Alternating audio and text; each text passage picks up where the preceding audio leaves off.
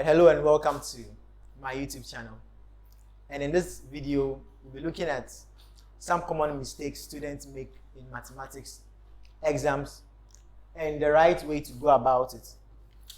So first of all, we start with squared. So we have a question like x squared. And you realize that most students will just x squared is equal to 25. And you realize that most students will just go the wrong way and give the answer as x is equal to 5, which is wrong. It should rather be x is equal to 5 or x is equal to -5. The reason is since -5 squared is also going to be 25 and 5 squared is also going to be 25. So x could either be 5 or x could be -5. So that's one sign you should check out for. The second one also looks just like the first one. We would have x is equal to -5 squared. And interestingly, some would also square everything and give an answer like this. X is equal to 25. This is wrong. X should be equal to -25. The reason is, in the second example, the squared is affecting just 5 and not the negative. So 5 squared is 25 and the negative sign comes into play, making negative 25 and not positive 25. We have another form of this way. X is equal to, into bracket, -5 squared. And the wrong way is to write x is equal to -25. I hope by this third example you could see the trend in how the correct answer should look like. So when it's a bracket, the exponent is affecting both the 5 and then the negative. So in this case, it's going to be, x is going to be 25, positive 25. All right, the fourth one goes this way. X raised to the power 3 and x raised to the power 4. And they would simplify it to be x raised to the power 12. So x raised to the power 12. Because they've multiplied the exponents. However, when it comes to indices, this is a basic rule in indices. You add the exponents when they have the same base. So numbers of the same base, you add the exponent. So that would be x 3 plus 4. So it's going to be x raised to the power 7. Okay, x raised to the power 7. The fifth example is this way.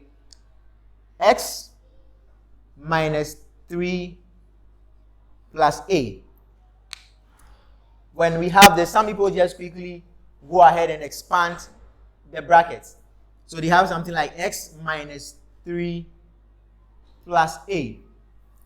Forgetting that when it comes to bracket, the bracket affects everyone in every member of the bracket, or the sign before the bracket affects every member in the bracket. So this should look like, this should have been written as this: x minus 3. So minus, there's an invisible 1 here.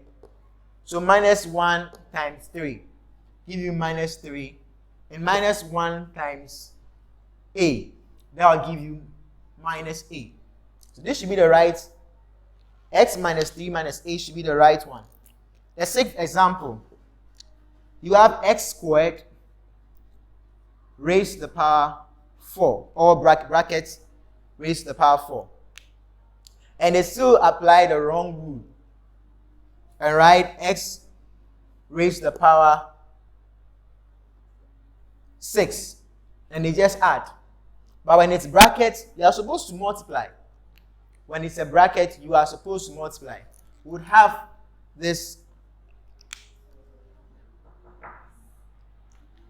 So that would be x squared repeating itself 4 times. So x squared, x squared, x squared, and then x squared.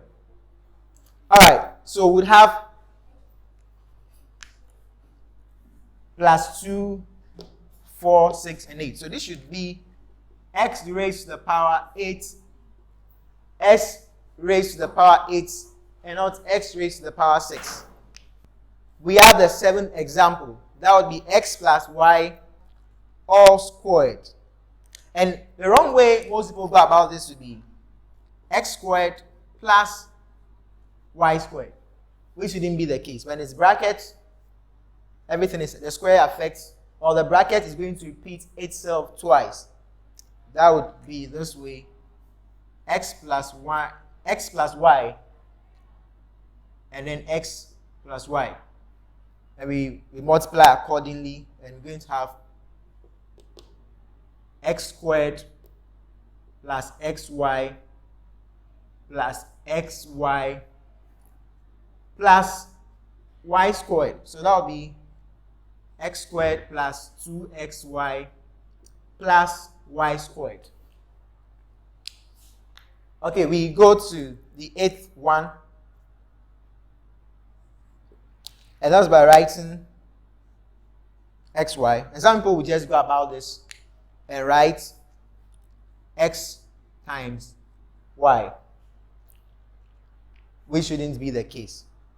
So in the case where the values, let's say the value here is 2 raised to the power 3, you just, funny, 2 times 3, possibly get 6. But if it's x raised to the power y, and you have a value like 2 times 3, you are supposed to have 2 repeating itself 3 times. 2 times 2 times 2, giving you 8, and not 6. We have this other one, some fractions.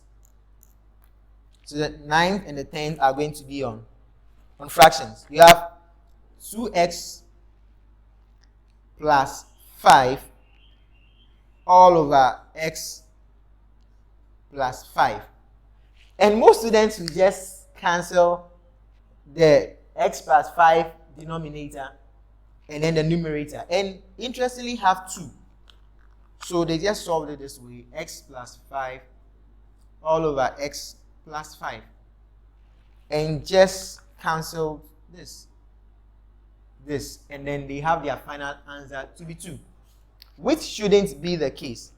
We should have, since it's a fraction, the denominator affects each individual component. We should have this 2x over x plus 5 plus 5 all over x plus 5.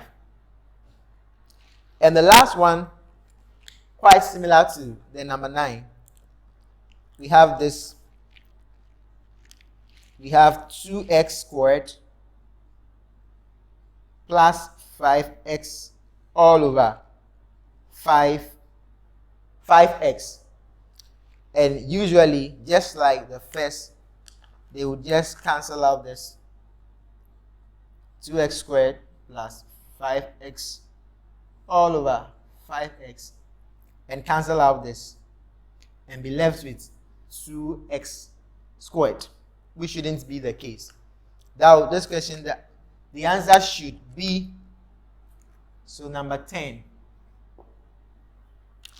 Number 10 should be this way: 2x squared all over 5x plus 5x all over 5x. This will cancel this, give us 1. So we would have 2x squared. Okay.